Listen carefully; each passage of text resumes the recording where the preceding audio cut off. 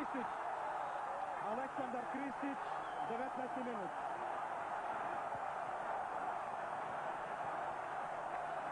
Odbrambeni fudbaleri Partizana nisu se najbolje postavili, nije niko pratio Aleksandra Kristića koji je došao iz zone odbrane u kazneni prostor.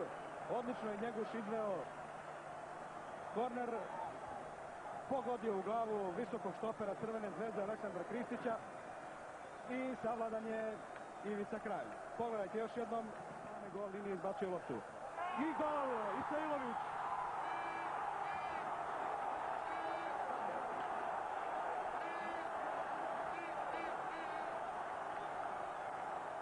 Drugi minut, Partizan izjednačio, ljubimac Partizanovog juga, najbolji strelac Partizana u ovoj sezoni.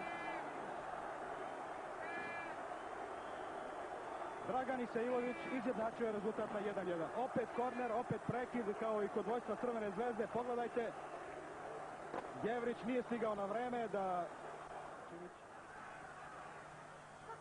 Prema Stankoviću, Stanković, evo šanse za Crvenu zvezdu i gol! 2:1 za Crvenu zvezdu. Pobegao je Stanković Svetličiću i 8 minuta pre kraja doveo ponovo Crvenu zvezdu u vodstvo.